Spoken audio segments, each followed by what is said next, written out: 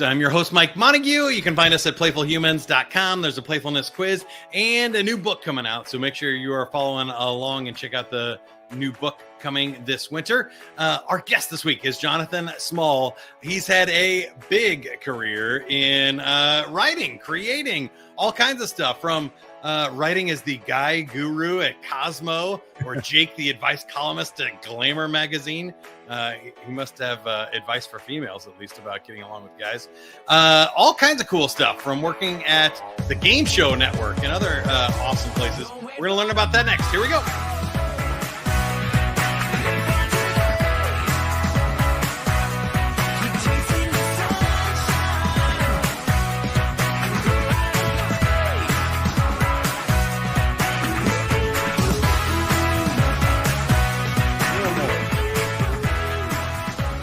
All right, you can find Jonathan Small at rightaboutnowmedia.com.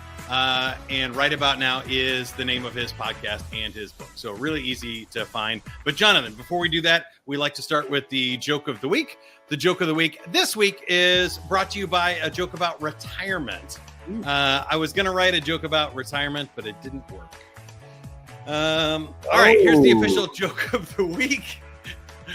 The other day, I bought a thesaurus on Amazon, and it came completely blank inside. So now I have no word to describe how angry I am about the purchase. I like it. I like the first one. Yeah, the first one was really good. A little more subtle. All right. Tell us about the book and the writing career and courses and stuff that you have going on here. Oh, man. Well, Mike, first of all, thank you for having me on the show. Pleasure. I love that intro. That was like the most fun intro I've ever done on a podcast. So I got it. That's fun, man. Got to do it live. We're doing it live. Do it live. We're doing it live. So yes, I am John Small. I have a new book out. It's called Right About Now, which is based on the podcast of the same name that I put out every week. And what it is basically a collection of origin stories of the people that I have interviewed over the years. And I've interviewed a lot of, well-known, famous authors, people like Ken Follett, Dave Gran, even people like Betsy Johnson, the fashion designer, and all these different people, the drummer for the Talking Heads, all these different people that have come out with books over the years that I've put on my show. And the one common sort of thread, I wanted to put out a book about the podcast, but the one common thread that I realized is I always ask people to tell me their origin stories. And I don't know why, I'm always like interested in origin stories, like how people got started and how they got successful. And I don't think I'm alone, because I mean, there's a reason that like all these superhero movies and Star Wars and whatever are origin stories, right? So, or play an origin story. So that was a common thread. And so it's a collection of those stories. And then if you want to listen to more of their interviews, I got little codes at the end, little QR codes at the end of each chapter where you can log on and listen to the rest of the podcast if you were interested in that interview. So that's what it is. It's origin stories, awesome. Why they're important. Yeah. I feel like I am speaking to a kindred soul, because the Playful Humans book that I mentioned that's coming out is 52 lessons that I've learned from doing this podcast over the last 4 years. And I have a little QR code and a Playful Human featured at the end of each chapter as well. And I love that question too. So I feel like I need to share mine for you, but first I should ask, did you always like enjoy writing? Has this always been a career for you, or did you somehow like have an insurance job, freak out, and then, or write some sort of magical piece that changed your mind about your career? Well, it was not my dream ambition. And that's kind of one of the things that I found out in talking to all these other writers. It turns out that it's a lot of other famous people kind of fell into it, by accident in a way. I mean, I liked writing, I enjoyed writing, but I had no idea what I wanted to be when I was 22 years old. And I was actually a temp at a magazine. I had just gotten this job, magazine job, as a, it was a coincidence that it was at a magazine. I was just doing temp work because I needed to make a living in New York and had to pay the rent. And I was a receptionist for this magazine called Child Magazine, which was this parenting magazine, which doesn't exist anymore. And I was, basically just answering the phones and getting people water. And one day, one of the editors came running out and she goes, "John, we got an emergency. We've got George Carlin. Somebody has to do an interview with George Carlin in the next half an hour." George Carlin, the famous comedian. and they say, you know, he's this was a long time ago, but he was going to be on Thomas the Tank Engine. And I had to kind of somebody had to interview, and they were like, "Can you do the interview?" And I'm like, "Me? Like I'm just I'm a lowly receptionist." And they said, "No, we don't have anybody on staff, and you know, we think you'd be fine." And so I did it. I did the interview. I wrote a story about George Carlin, and that was sort of the beginning. They loved the story. They hired me to be a staffer. You know, suddenly I'm 22 years old. I'm working in a parenting magazine. What the hell am I? Knew nothing about child rearing, but you know, I learned on the job. I made myself the travel editor so that I could travel to all these resorts around the country and nice. write about, like I figured out a way to work there, in a way that made sense and was fun. And that was sort of the beginning of the end. I was, you know, on the same floor at the time with this magazine called YM, and YM is Young and Modern, which was a teen magazine. And I would hang out with the editors, like in the lunch break room, and they would be like, "You should write stories for us." So suddenly I was writing stories for, you know, not parents, but for teen girls about, you know, what guys like, or what, you know, how to read a guy's mind. And so it was kind of like, one of the things I learned about origin stories is you never know like what opportunities are going to come your way. And just, you know, if you take advantage of them in a certain way, it's going to take your life in a certain direction. And that was the direction my life went. Yeah, I can relate to that so much. And I think so many people on the podcast, that's why I do this podcast too, is several reasons. But one, to encourage people, like, you can find a path through this stuff if you really want to do. But I think a lot of people also are afraid to do it, and you don't realize sometimes what your talent is until you get into it, or nobody's really born to do this stuff. You just figure it out along the way, and it can be a lot of fun. I had a similar story, but mine went through radio, where I used to have fun with it as a kid. We would do fake radio shows with my we are kindred spirits. Me too. I did that too. I just loved radio, and it was kind of the prime time, I think, too, for like top 40 radio in the 80s, 90s and stuff, and Casey Kasem and all that cool stuff. Yeah, Casey Kasem and America's Top 40 and all that cool stuff. But by the time I got into radio, it was not the same. It was the 2000s, and satellite radio and everything is crashing, and the music was terrible. It was a lot of you know, boy bands and Britney Spears, a lot of Rihanna, Justin Timberlake, that kind of stuff. Neo and T-Pain at the time. So it wasn't as much fun as I thought it was in my head. But I kind of found that, like, oh, well, podcasting is a thing. And first it was internet radio, and I was a DJ in bars and clubs and was hosting karaoke contests that let me do that for radio, and then for like Frankie Valli, and you know, got to open up for Billy Idol and a bunch of other cool things that you just kind of find your way through if you do it long enough, and you're not afraid to take advantage of opportunities. You'd be surprised, like, how many times they do need somebody to do this. I would remember being in the studio, and I think it was Fall Out Boy, where I was filling in on the lunch station, and somebody forgot that we were supposed to interview them. Very similar situation. And I just pick up the phone, and they're like, "Hey, we have Fall Out Boy for you here." And I was like, "Okay, I guess I'm interviewing the band. I don't know anything about them, but here we go." And that's one thing I've learned is there's no set path. And if a lot of people want to map it out, they want to, like, okay, I'm going to do this, I'm going to do that, and life doesn't work that way, right? It throws you these opportunities, and you have to sort of be very flexible, I feel, in approaching this stuff to know what's coming. By the way, we have such a similar trajectory, because if you had asked me, the 21-year-old me, what I wanted to be when I grew up, it was probably a radio DJ. I mean, I was obsessed with that stuff too. And I actually, I was really into hip hop at that time. And I had 2 turntables and a mixer, and I was like, I was writing rhymes and turntables and a microphone. Yeah, exactly. And I wrote raps, and I did all this stuff. But I really wanted to be like a DJ on the radio, and my parents were very discouraging of that. I don't know. They were just like, not that. And so and not to blame them, because you make your own choices, but they were always like, no. And maybe in hindsight, I don't know if maybe that was the best path for me, but I found, it's funny, because years later, I found everything I liked about DJing, I have pretty much found in my podcast, which is, it's like, thank goodness podcasts exist, because I get to talk, I get to interview interesting people, I get to play music, I get to mix the music, I compose the music for my show, all this stuff. So it's kind of like, it's just maybe a few decades later. Yeah, well, that's an advice that I give for young people all the time. I'm going to speak again at a high school here next week, and they're projecting now that like high school students graduating will have somewhere around 9 different like jobs in their career. And over half of them now, over 5 of them have not been invented yet. So podcasting wasn't a thing when I was in high school, right?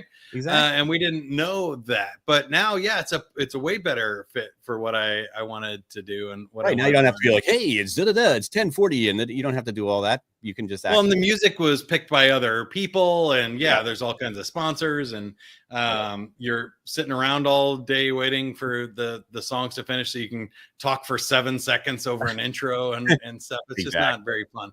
Also, I always tell people I would tell the funniest joke I've ever thought of in my life, and nobody laughs. They're all in their car somewhere else. I'm in a room by myself, and maybe one light flashes in the corner, and it's my buddy on the way to work or something, saying like, "That's challenging. That one was good. Thanks, man. I just wanted to tell you that was funny." And you're like, "All right, well, glad somebody appreciated it." And, right. And you're moving along. So it was totally different. Now, I want to ask you specifically about writing, because I also, I think I always had something to say, but I was a little dyslexic, and before spell check and everything, I never got good grades in English. And it wasn't until a college professor kind of told me, like, you hear the music in words, you can write really well, and spell check got better, that I finally had a teacher that graded on the content, not the grammar, because he was a newspaper journalist. And so he's like, hey, we got editors for that. I need somebody that can tell a story. I can have anybody spell check it and fix where the commas go, or pick the right there in the nowadays. In the one of the biggest writers in my book, this guy Max Brooks, who wrote the Zombie Survival Guide, and he wrote World War Z, which became a movie with Brad Pitt. He's severely dyslexic. I mean, and he's also he happens to also be Mel Brooks's son, which is an interesting kind of shadow, but also a shadow to be under, right? It's like your father's this like genius, and you're everybody's expecting you to be this great writer, and he can't even read. He had to listen to, and this is before tape. But his mother, you just encouraged him to write, and even though a lot of it was, he just would go and write for hours and hours and hours because he just had so much to say, and everybody thought he was going to be a comedian because his father's a comedian. So he wrote this book about zombies, and everybody was like, oh, it's supposed to be funny, but it's not that funny. And he's like, but it's because it's not supposed to be funny. I wrote a book about what I'm interested in, which is zombies and how you could survive a zombie apocalypse. And they're like, let's mark it as a funny book. And they went out, and the book flopped. And then he made a decision to remarket it as not a funny book, but actually as a real survival guide. And he got a spot on Dee Snider, I guess, had a radio show at the time for like comic book fans, and found the right audience, like found the people who actually understood, what he was really trying to get at. And suddenly the book became a hit. But it all started with his severe dyslexia. So there is hope for you, Mike. Yeah. So tell me about like kind of your courses and what Write About Now is for, and like who the audience is there, because I do think a lot of people have stuff to say, and they don't realize, especially now with AI and other things, that like now a lot of the heavy lifting can be done. If you have something to say, there are ways to get it done. There are ghostwriters, there are other things, but I also think there's power in just writing stuff, even if you never publish it. Like the goal isn't necessarily always to sell 100,000 copies and stuff. I think the greatest sort of obstacle to most people is just fear of failure, fear of not getting it right. I think the two excuses I hear the most is, the fear, if they're being really honest, the fear of, screwing it up or just being bad. Right. And the second is I don't have time, which is probably also wrapped up in the first, which is fear. But I mean, and I think both of those things are just, I wouldn't say they're excuses because they're legitimate.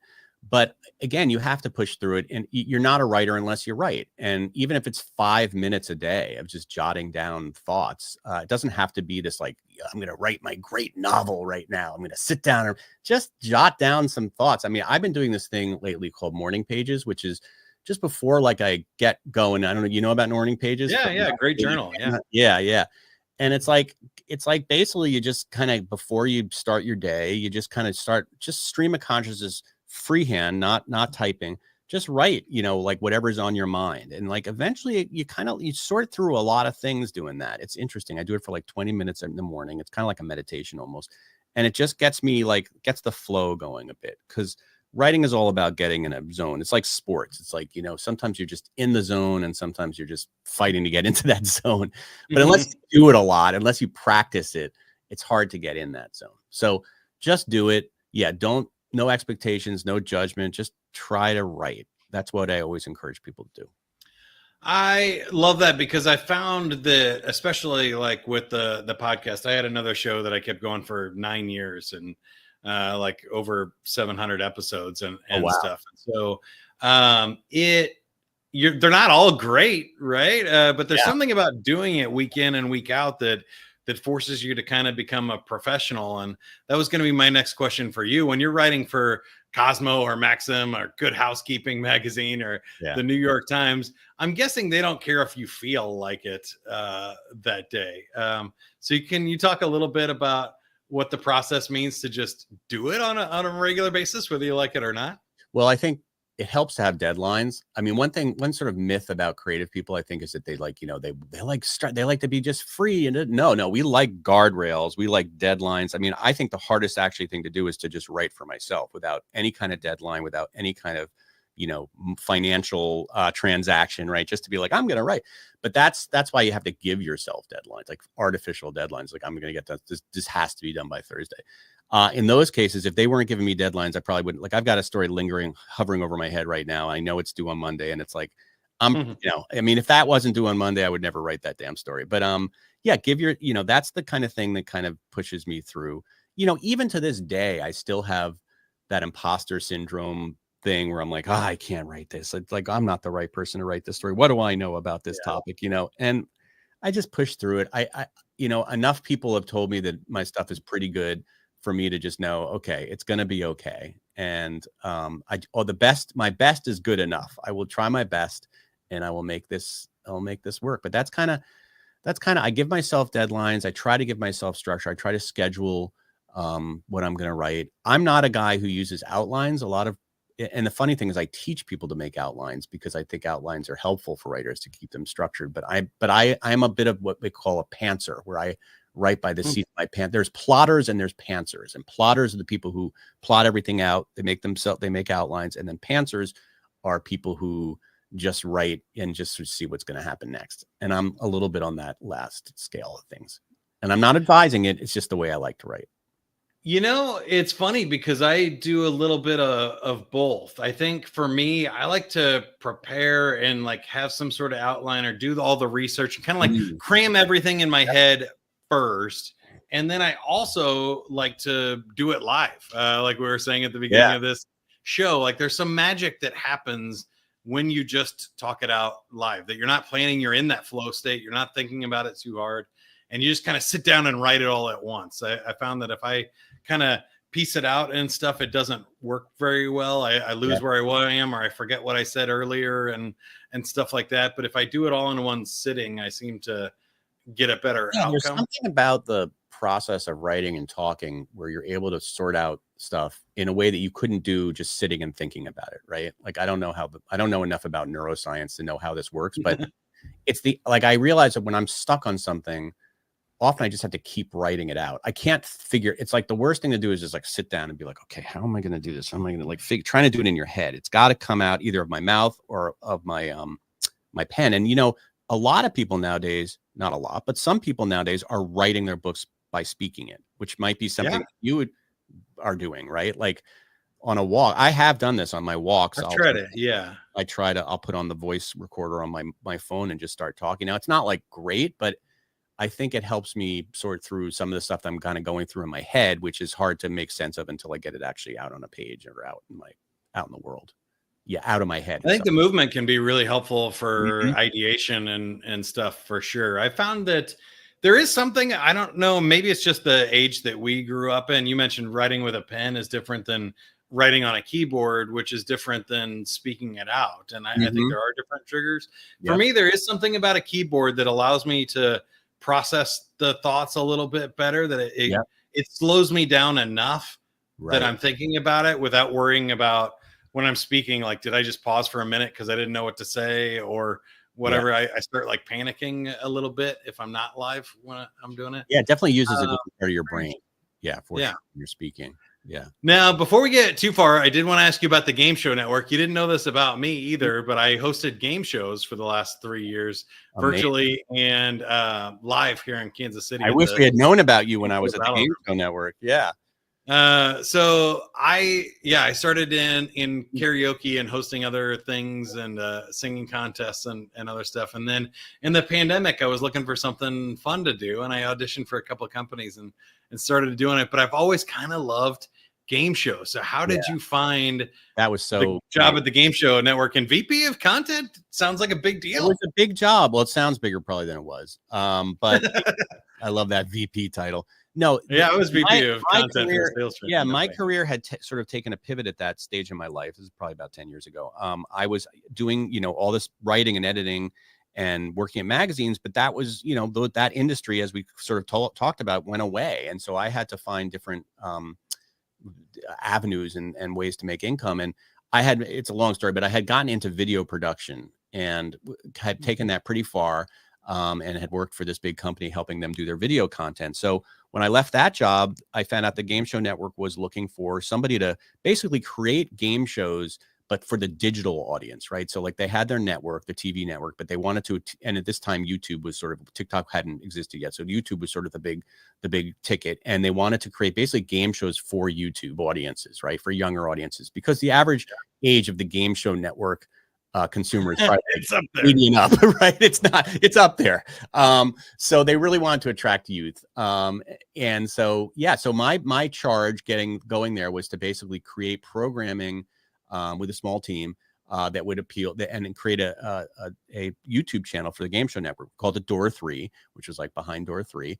And we created all these game shows. Some were very simple, like, just me in a microphone and a camera, and some were like had studio and had sets and everything.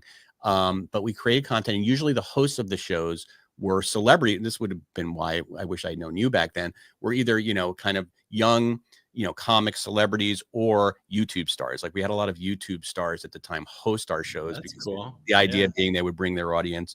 And some of the shows were really fun. I mean, we had this thing called Photo Bomb, which was you had to sort of figure out what this photo was, and it was like we had all these we had two facts, one lie, all these really fun shows. I got to meet all these interesting YouTube stars, and unfortunately it lasted for about 3 years. The Game Show Network decided that was not the direction they wanted to go, and they haven't really made a digital show since then.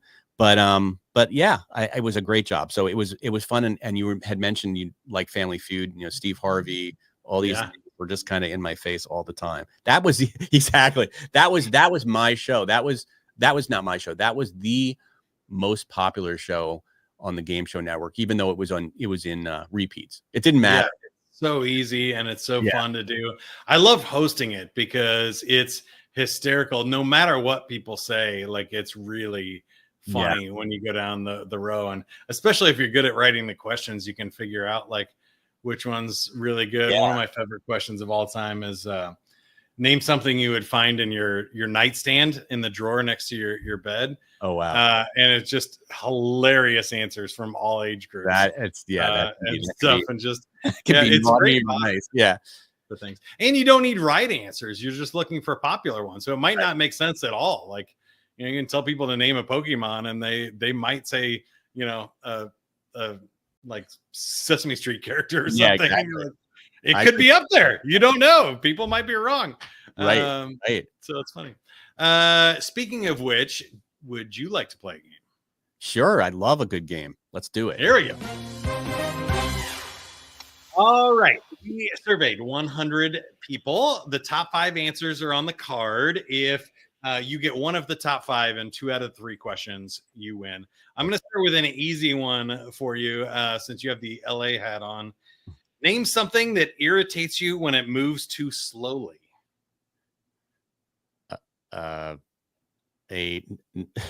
a 90-year-old driving a car? I don't know. We'll take it. Any traffic or cars. Yeah, traffic 71 cars. points there. Long lines, people would also be your 9-year-old. The time, your digestive system, or your computer. For those of us with dial-up internet memories. Yes. All right, we're going to get a little bit tougher here. Name a movie with the word lost in its title. The Lost World of Z. Ooh, not on the list. That's a stretch. That is a movie, I think. I think it is, but we were looking for the most popular ones like Lost in Space, The Lost Boys, Raiders of the Lost Ark, or The Lost World. I had to be so arty about it. I messed it up.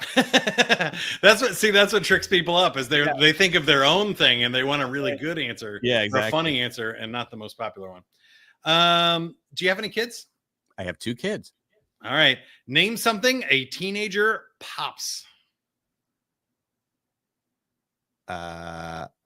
His back. That's a terrible. I'll accept it on that one. We'll give you the win. Knuckles and fingers, and we'll count back. Came in at number 3. Bubblegum, pimples, a soda can, or pills. You don't want to pop pills. No, pills. Teenagers. So we will give you the win, a free 30-second commercial for Right About Now. Tell us about the book, where we can find it, and who it's for. So Right About Now is for either aspiring writers or people who love, want to be creative, are looking for inspirational tales. It is the origin stories of creative, successful people and what they did to get where they are now. And some of the stories will really surprise you and will encourage you to that it's never too late. I have people in that book that started their careers in their mid 50s. So hopefully it's just an inspirational tale of stories well told.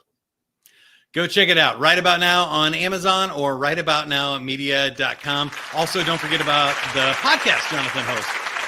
It is Right About Now. So, Jonathan, thank you for being on the show. Awesome time.